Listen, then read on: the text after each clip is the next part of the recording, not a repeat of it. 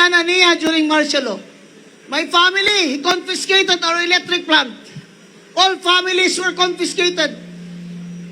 Ang sugar, monopolize ang sugar trading. So we had to stop planting. Our people starved because we had to stop planting. Why will we plant if we're going to lose money? Kaakig sa inyo. Upod na lang kita diritanan kay Sara para sa aton pungsod. Kaya kung hindi si Sara Duterte ang magpresidente, walang mananagot. Walang mananagot mga kababayan pag hindi si VP Sara ang magpresidente ayon dito kay Attorney. Saludos sa iyo, sir. God bless you. Saludos, sir. Sir, yes, sir. Sir. Ang hindi malilimutang tagpo mga kababayan ng isang magiting na kawal ng ating bansa na hindi po nakalimot sa taong nagpahalaga sa kanya. Dahil karawan ni Tatay Digong ngayon mga kababayan, tinitingnan po natin kung ano ang mga tao, sino mga tao na bumabati sa kanya. At ngayon po ay halos buong mundo ang bumabati at halos nananawagan po sila na palayain na si Tatay Digong.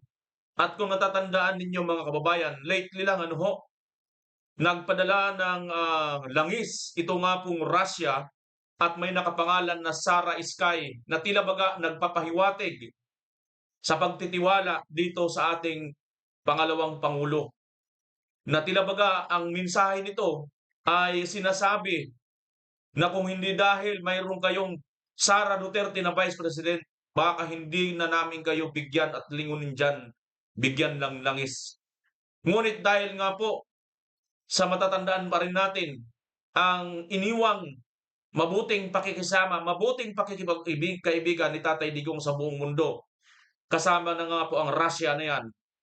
Nagmarka, naghulma itong pagkikipagkaibigan at umipikto hanggang dito sa kanyang anak. Kung kaya't ayaw man ng ibang bansa, ayaw man ng buong mundo tumulong sa ating bansa, ngunit sa ngalan at alang-alang sa mga Duterte, nagkakaroon po sila ng puso tumulong para sa atin. Yan po ang ibinigay na mensahe ng isang Tatay Digong. At once again, happy birthday sa iyo, Tatay Digong. Yan po ngayon ang ating pag-uusapan mga kababayan. Sa kabila ng lahat ng ito, mayroon umuugong ng mga balita. Sa tuwing ito pong mga Duterte ay patuloy na namamayagpag, patuloy na sumisikat, kahit anong paninira, panggigiba ang ginagawa, patuloy po silang minamahal ng taong bayan, hindi lang po sa Pilipinas, kundi halos buong mundo mga kababayan. Nung nakatatandaan ninyo yung Japanese, di ba? Nagsalita na rin na kailangan palayain na rin si Tatay Digong. Ngayon naman po mga kababayan, eto na. Ang Russia naman ay nagpaparamdam. Dahil mayroon po sila mga kababayan. Yan po ang ating matutunghayan ngayon. Ngunit bago natin tunghayan ang buong detalye ng ating pag-uusapan, ako po'y nakikisuyo muna sa mga bago pa lang na nakabisita sa aking channel. I-consider nyo po sana na pakilike at pakishare at subscribe na rin ang ating channel kung inyo pong mamarapatin. Malaking tulong na po yan sa amin ng mga content creator at tatanungin ko pong malaking utang na loob sa inyo dyan. Maraming salamat. Tuloy na po tayo mga kababayan sa ating pag-usapan. Eto na po, no? Kahapon, ang naganap na pagtitipon dyan sa Davao, ito pong si Attorney Media Adredia ay dala ng sobrang emosyon. Inatake po siya mga kababayan. Salamat na lang po sa Diyos at wala pong nangyari sa kanyang masama. Nakarecover na po siya agad at ayon sa latest kahapon lang din ay balita na okay na po siya mga kababayan. So, itong mga pangyayari na ito, lahat po tayo ng mga supporter ng mga Duterte ay talaga naman tumatago sa ating mga puso at nararamdaman natin ang kanilang totoong pagmamahal mga kababayan. Yan, kamukha nito ni Senator Bongo. Mayroon po ritong upload ang ating kaibigan na si Kapiel, no? At salamat nga pala kay Kapiel, mga kababayan, ha? Maraming salamat nga pala sa ating kaibigan. Ang kaibigan natin na talaga naman napaka pambansang loyal pala, sorry. Mayroon po siyang, ito yung post niya, mga kababayan, ayun, no? Habang nagsasalita si, inatake. Ito ang mga sagot niya sa akin. Dilik bong pinakalisod, pero apil na ni sa serbisyo sa katauhan.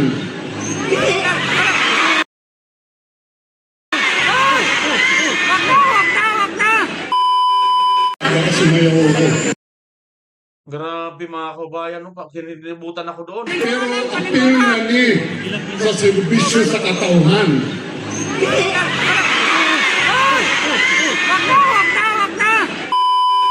Kaya sumayaw.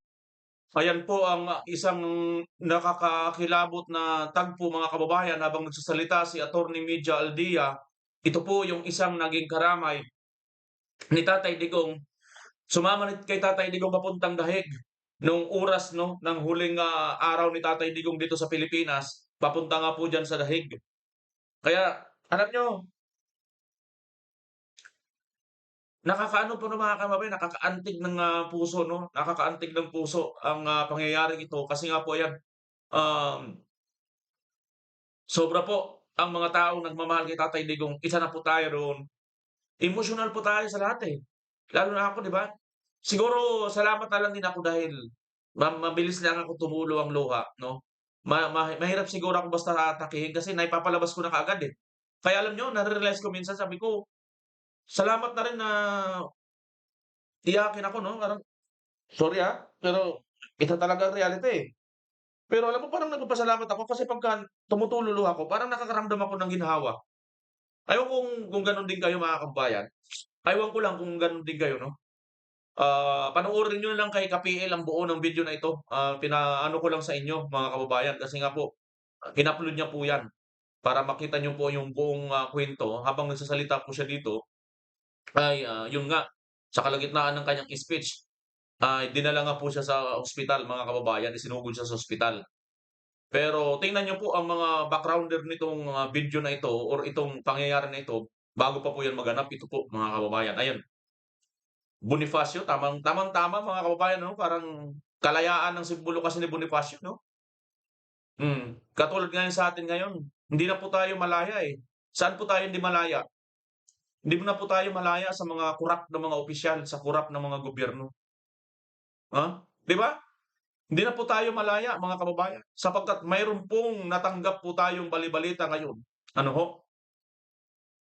Na di umano ay mayroon pong naiinggit na naman, mayroon na naman pong nagwawala na naman dahil hindi po maampat, hindi po nila mapigilan ang kasikatan po, ang pagmamahal ng mga Duterte ng taong bayan. Kung kaya't ang mga supporter ng mga Duterte ay piniperwisyo po nitong mga animal na mga gago na mga politikong ganid, mga kababayan, sa kapangyarihan at ganid sa salapi.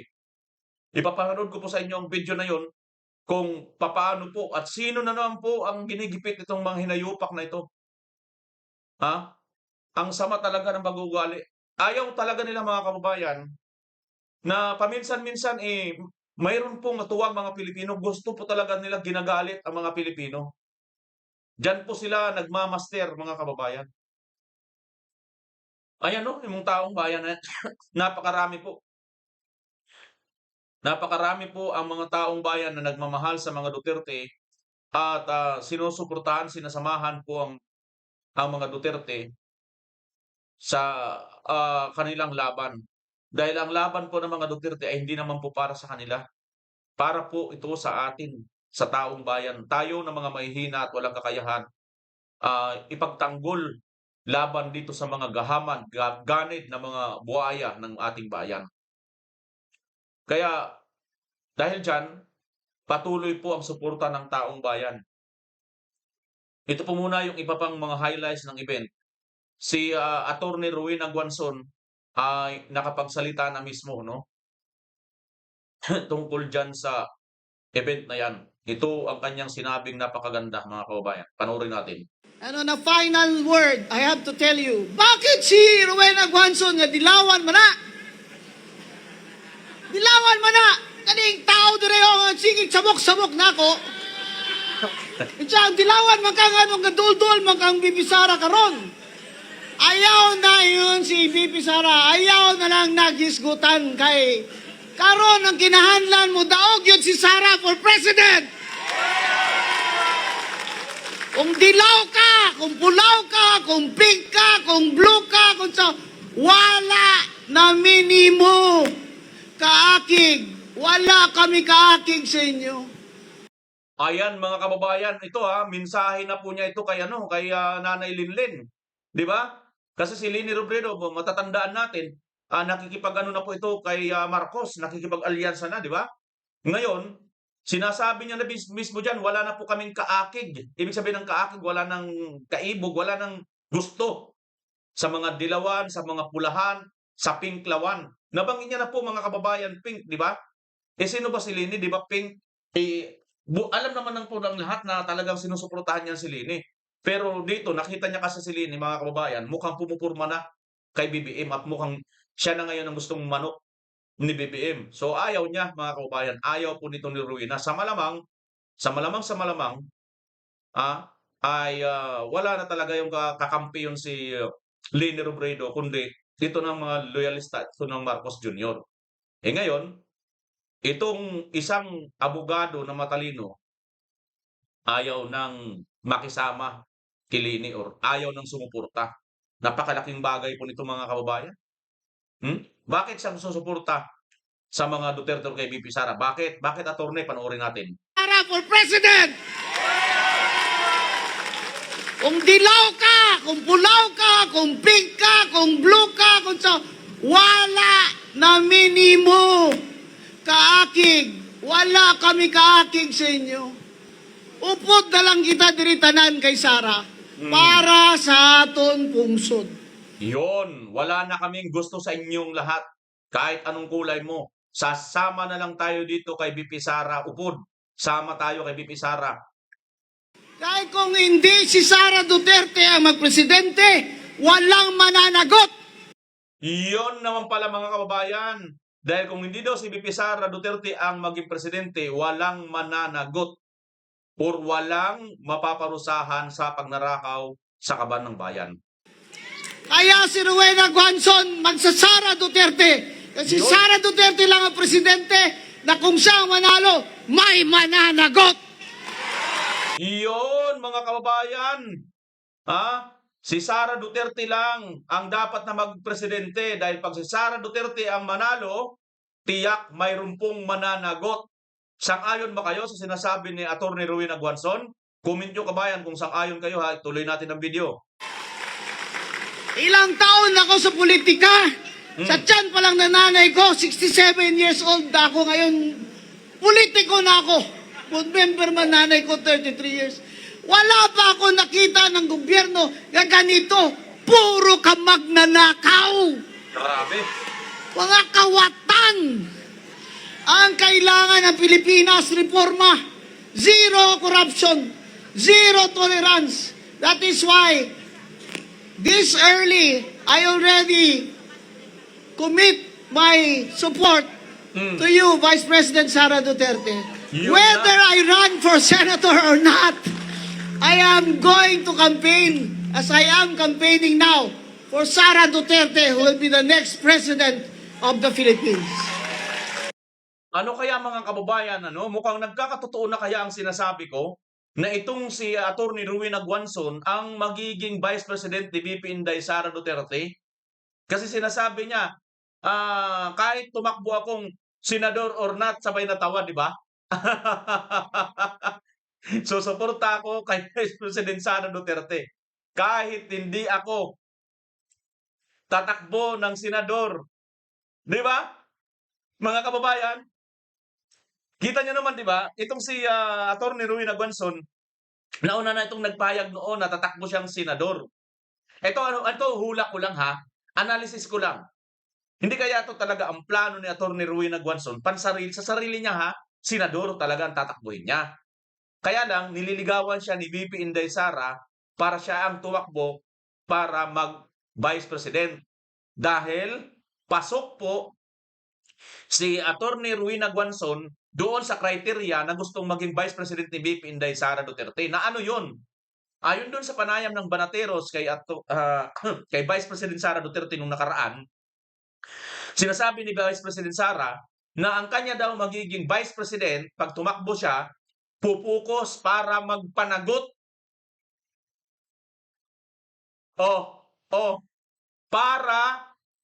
Para mayroong managot at hindi po pwedeng walang managot na mga mandarambong, mga gahaman ng pera ng bayan. Mga kababayan, kung atin babalikan ang analysis, si Atty. Rowena Guanzon, yan na nga po ang kanyang battle cry eh. Lahat na nga po halos ng mga dilawan at pinklawan, andito na ngayon sa Marcos administration, bukod tangi si Rowena Guanzon, hindi po siya nagpadala.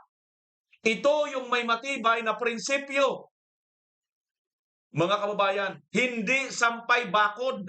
Ibig sabihin ng sampay bakod, yung kawayan, di ba? Kung saan hay hapay-hapay, yung sinampay mo, gaganon, papaling sa kaliwa. Ganon po yung iba. Sa makatuwid, yung iba, nagkain-suka na, nagkain-kain na, pero si Atty. Rowena Guanzon, no, never, nungka na kumain ng kanyang mga isinuka na at itinain na. Kaya nga, kita nyo mga kababayan, kahit nakita niya si Leni Robredo na parang nakikipagkasundo na kay BBM, na siya namang sinuportahan niya nung nakarang eleksyon, hindi siya sumama doon kay Leni Robredo. Bagkos, andito siya ngayon kay VP Inday Sara.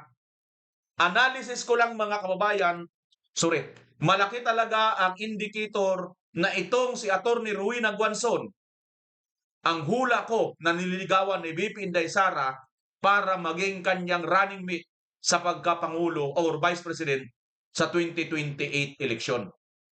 Place your bet mga kababayan. I-comment nyo dyan. Tandaan natin, abangan natin kung magkakatotoo ba itong ating mga hula. Malaki talaga, alam mo, lumalaki ang tsansa na itong si Atty. Rowena Guanzon talaga ang ang magiging Vice President ni VP Inday Sara. Para sa akin lang ha. Kasi bukal na to si VP, ngayon pa. Sinabi na nga niya ngayon, kailangan si VP Inday Sara ang maging Pangulo sapagkat kung hindi si Sara, walang mapapanagot or walang mananagot. Na yun naman ang sabi ni VP Inday Sara Duterte, ang aking pangalawang Pangulo, siya ang tututok para mapanagot ang mga mandarambong. Bong, mandarambong. BBM. Pong, mandarambong. Sakto. Okay, tuloy. O sa mga Bisaya, mga Ilonggo, mga Waray, sa Visayas, kabalo na makamutanan, nga ang Negros Occidental, Dili ko kasabot. wala yun aga Marcos ever since because i-bankrupt niya na niya during martial law. My family, he confiscated our electric plant. All families were confiscated. Ang sugar, monopolize ang sugar trading. So we had to stop planting. Our people starved because we had to stop planting. Why will we plant if we're going to lose money? Now Marcos Bongbong is doing it again. He is smuggling sugar. That's why our sugar prices from Negros Occidental are down. Down by more than 600 pesos per kilo bag. You know what that means? That means hundreds, thousands of workers will be out of jobs in the next 2 years if this continues. Smuggling of sugar, smuggling of fuel is now going on in our borders. Marcos wants us to feel that he is the one solving our problems, when in fact, it is Marcos who created all these problems. Ang gutom, ang unemployment, high inflation, trade deficit, budget deficit, hindi pangawat na sa tanang buhaya ang atong deficit. That's why, my friends, I am putting my faith on Sara Duterte for president. Because I see only that Sara Duterte, even with her quiet, calm demeanor, has the strength of character and the integrity to be our leader and run our country from the bottom up. Wala na tayong mamanahin kay Marcos. Puro utang, puro pangawat. We need a leader that will rise from these ashes and lead us back into a bright day. My friends, it is my honor to be in Davao City again, to be with the family of Rodrigo Duterte, and to wish him a happy birthday despite his circumstances, and to show my support for Vice President Sara Duterte for 2028. And on a final word, I have to tell you, bakit si Rowena Guanzon nga dilawan man na? Dilawan man na! Kaning tao direyo nga sige sabok-sabok na ako. Ang dilawan man kang anong gadul-dul man kang Bibi Sara karon. Ayaw na yun si Bibi Sara. Ayaw na lang nagisgutan kay karon ang kinahanlan mo daog yun si Sara for president.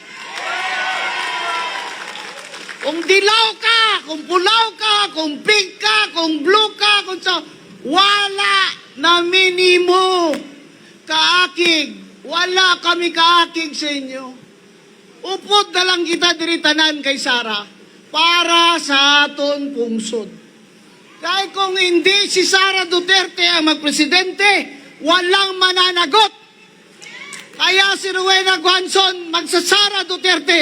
Kasi Sara Duterte lang ang presidente na kung siya ang manalo, may mananagot. Yan mga kababayan ang totoong sinasabi ni Atty. Rowena Guanzon. Sara Duterte po tayo dahil kung hindi tayo mag-Sara Duterte, wala pong mananagot. At kung si Sara Duterte ang maging presidente, tiyak may mananagot mga kababayan. Sag-ayon ba kayo dito sa sinasabi ni Atty. Rowena Guanzon? Ako po, napakalaking sang-ayon po ako.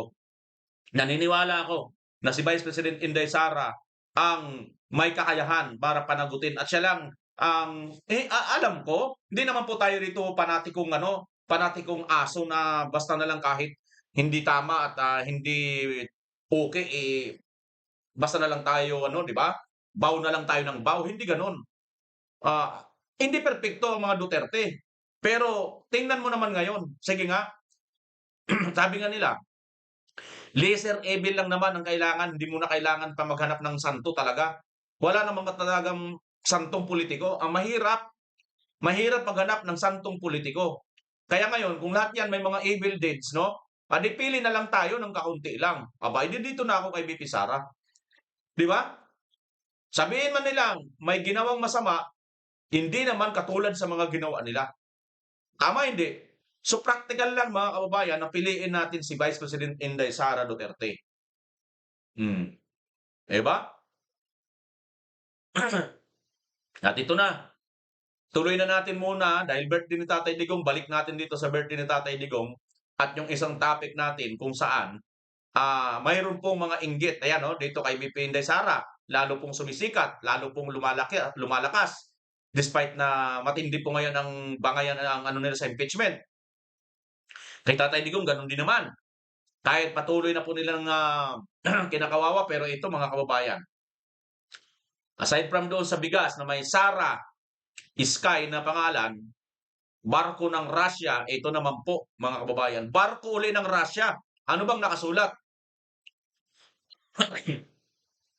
Saturday, March 28, mga kababayan, ang balita ngayon. Doon ko lang po ito kinuha, hindi ko po ito gawa-gawa ha. Ngayon po, doon po ito sa ang balita ngayon. Ang nakasulat po dito, mga kababayan, check nyo po ito, ang balita ngayon. Hindi ko po kung gaano katotoo ito.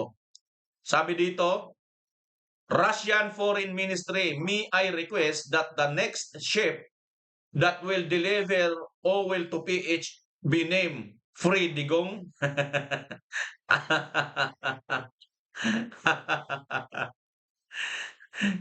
Yung Saray Sky, baka palitan naman Free Digong, mga kababayan. Basahin nga natin ang detalye ng na balita ito. Sabi dito, ito ang request ng kilalang international relation scholar at political analyst na si Sas Rogando Sasot kaugnay ng pagdating ng Russian oil shipment sa Pilipinas. Sa kanyang social media post, ni-request sa Russian Foreign Ministry, sabi dito, no? May I request that the next ship that will deliver oil to PH will be named Freddy Gong. Dagdag pa niya, you already started with Saray Sky. So, might as well, sinimulan nyo na Saray Sky, kaya ituloy nyo na rin. Ang pahayag ay kasunod ng viral na pagdating ng barkong Saray Sky na naghatid ng mahigit 700,000 bariles ng crude oil mula Russia sa Pilipinas. Kinumpirma ng Malacanang ang shipment bilang bahagi ng hakbang upang tugunan ang crisis sa supply ng langis sa gitna ng tensyon sa Middle East. So ito pala mga kababayan, totoo naman po ito. Ito po pala ay request ni Sas Rogando Sasot na total, nag-umpisa na kayo maglagay ng Saray Sky na barko na kapangalan kay BP Sara, baka naman, sunod naman nilagay nyo, Free Digong naman. Para mas lubusan na lang talaga, regalo nyo kay Tatay Digong na rin yan. Yan po yung post ni Ms. Sas Rogando Sasot. Kumbaga, request at paano na lang pila niya ito sa Russia. Pero malay natin, mga kababayan, malay natin, walang imposible, di ba? Paano kung magkatotoo nga na Free Digong naman ang ilagay niya dyan? Free Duterte. Dahil tandaan po natin, ang Russia galit din po yan sa ICC. At hindi lang po basta galit. Mayroon po silang pito na mga ICC judges. Sinintensyahan po sa Russia. Convicted po sa Russia. At pwede po nilang ikulong sa Russia. Ito pong mga hinayupak na mga ICC judges na walang mga kwentang tao. Na mga malitagang member din yata ng malitagang. Ayon doon sa mga ex-Marines, no? Na nagbulga sa kanila. Ayan, mga kababayan. At dahil dito sa sunod-sunod na pag-angat, pagpuri ng buong mundo kay Tatay Digong at BP Sara, mga kababayan, ito po, may nasagap tayong balita. Pero panoorin po muna ninyo ito. Ito, last na lang po ito, mga kababayan. Panoorin po ninyo ito. 42nd year sa ICC Detention Center nag-celebrate si FPRRD ng kanyang kaarawan. Hindi man present sa okasyon, ipinagdiriwang pa rin ito ng kanyang pamilya at mga taga-suporta. Yan ang Agenda Weekend Report ni Edith Isidro ng Abante, live mula sa Davao City. Edith, ano ang update dyan sa Davao? Hindi isang civic parade at solidarity walk ang programa para sa 81st birthday ni FPRRD. May pasilbing banat sa International Criminal Court si Vice President Inday Sara Duterte sa kanyang birthday message sa amang si dating Pangulong Duterte. Ayon sa kanya, sabay sa ika-81st birthday ni FPRRD, dapat raw maging mapagmatyan. As we celebrate, we also stand firm. The defense of his rights is a defense of our national sovereignty. We must remain vigilant against the weaponization of the law and the unconstitutional intrusion of foreign bodies that seek to bypass our own courts. Our justice system must remain independent, serving only the mandate of the Filipino people and never the interests of foreign powers.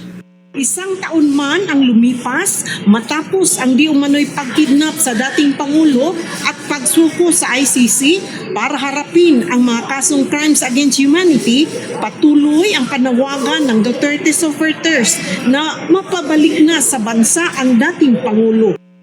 Tuloy din ang selebrasyon sa birthday ng dating Pangulo. Happy birthday, PRRD from Juan Sara! Gaya dito sa Davao City na nagdaos ng Solidarity Walk sa May Rojas Avenue papuntang Rizal Park Square. happy birthday to our best president ever in the Philippines and the best mayor also in Davao City. Happy birthday, PRRD, Tatay Digong. Emotional dito si Tatay Digong, pero we pray always, every day yun. Makauwi siya talaga sa Pilipinas na well and good ang health mo. Ang ilang Pinoy galing Paris para bumiyahe papunta sa Netherlands para doon mag-picnic at ang birthday wish nila dito raw humugot ng lakas sina BP Sara. Today, we celebrate the birthday of my father, our former President, Rodrigo Roa Duterte. To all the parallel support groups, volunteers, and the millions of Filipinos here and abroad who organized celebrations to honor him, maraming salamat sa inyong walang sawang pagmamahal at katapatan. Your loyalty to him is a testament to a leadership that truly prioritized the safety and dignity of every Filipino family. Dinaan rin ng bunsong anak na si Kitty Duterte ang pagbati sa kanyang social media, encapsulated na raw sa isipan niya, "You forever strong." At siya ay 12 anyos, hindi man niya makakasama ang ama sa kaarawan nito. Dahil sa pangako niya to choose her head over heart and never let emotions cloud her judgment. Pinakamagandang regalo raw niya sa ama ay ang pagiging malakas para sa kanya. Bumati na rin si Senator Bongo sa isang video tribute sabay ng paghimok sa mga kababayan na ipagdasal ang dating Pangulo para daw aniya sa kanyang kalusugan, kaligtasan at kalayaan. Ang wish naman sa kanya ng kritikong si Jesus Palsis, sana raw ay lipisin na at makundik na siya ng ICC. Sana raw ay humaba pa ang buhay nito para magbayad ng kasalanan sa kulungan. Pahabol pa nito, dahil mahal na raw ang gasolina, bawal na raw siyang talagang umuwi. Bawal na Sa itong budding na ito, animal, mga kababayan, no? Pumipitik pa. Adding insult to the injury. Sige, ganito na lang. Oy, ikaw, kabadingan mo, ang wish namin sa'yo, ha? Mahanap mo na rin ang tunay mong pagkatao. Dahil isa kang mayroong lawit, hindi mo alam kung anong gusto mo sa mundo. Sabihin naman na ad hominem. Eh, di ba ad hominem yung ginagawa mo? Gago ka? Di ba? Ano pa si Tatay Digong sa problema ng langis, kagaguhan ng Marcos Bangag Jr. na sinusuportahan mo yan? Di ba, mga kababayan, ito talaga, ito yung sample ng mga bading talaga. Mga bad talaga ng mga bading na mga animal. Di ba? Anong kawalang hiyan yan? Kidnapping nga ang ginawa kay Tatay Digong. Tapos tutuyain mo pa ng ganyan. Tapos ito, iiyak na naman ito, mga kababayan, pagka, ano yun to? Iiyak na naman siya. Di ba? Hoy, ikaw nga, hindi mong alam sa sarili mo kung saan ka tutungo eh. Ano ang gusto mo sa pagkatao mo? Hindi ka nga, ha? Hindi ka nga, kung lalaki ka ba o babae ka eh. Confused ka nga sa sarili mo. Magpapayo ka pa ng ganyan. Sira ulo. Di ba? Kita niyo naman, mga kababayan, pumipitik pa ng dulo, bawal pang umuwi daw si Tatay Digong, bawal na daw umuwi dahil mahal daw yung Sira ulo ka ba?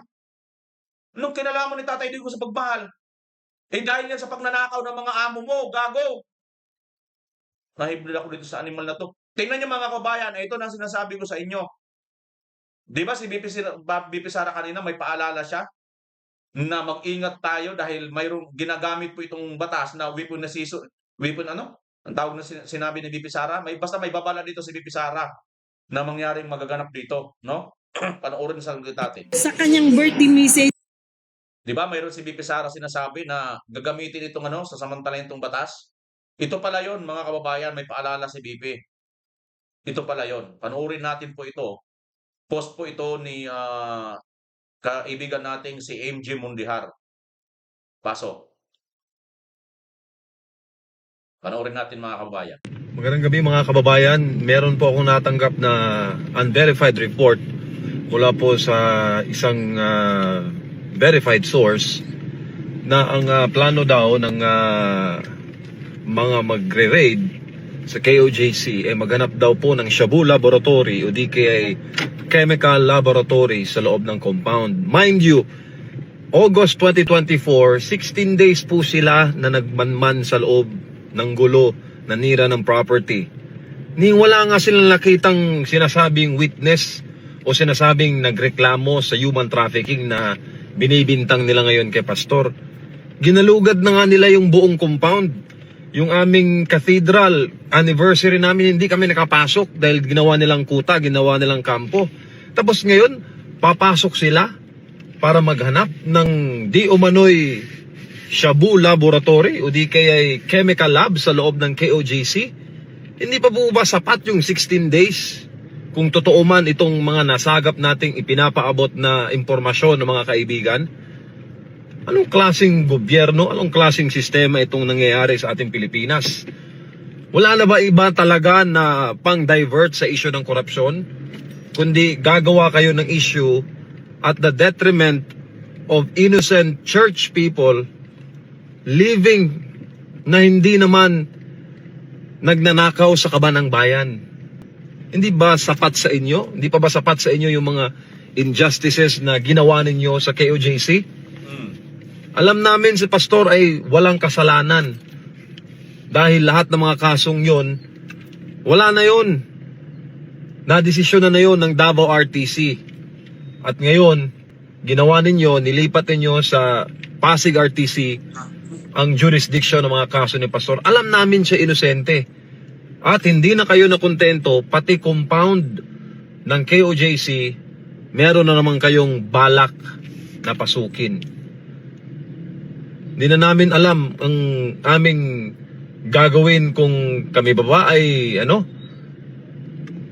ba ay patuloy na mananalig sa hustisya sa Pilipinas dahil ang kaya lang habulin ay yung mga walang kinalaman sa kaban ng bayan para gumawa ng diversionary tactic para ang headline at mga balita dito sa KOJC, saan bang KOJC? Davao City na naman. Sino ba ang nasa Davao City? Mga Duterte na naman.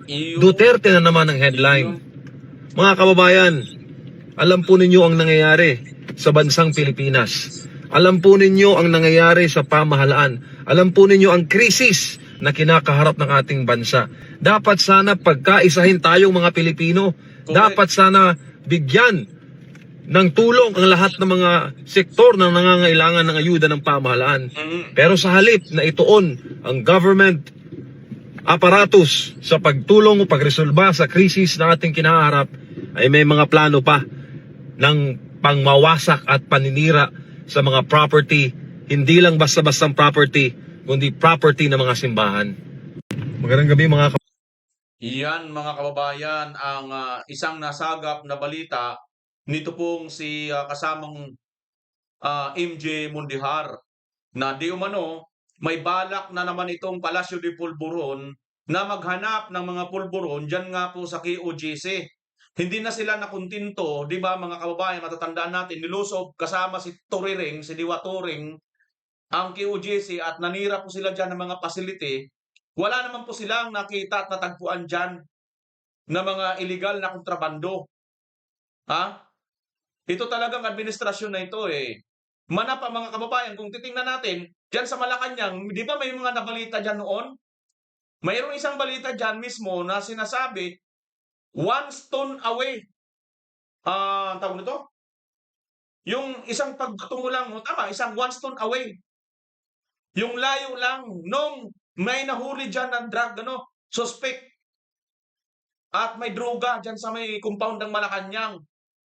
Pag nagbato ka ng bato, ganun lang kalayo. Ang mararating, ganun kalapit lang. Malacanang na.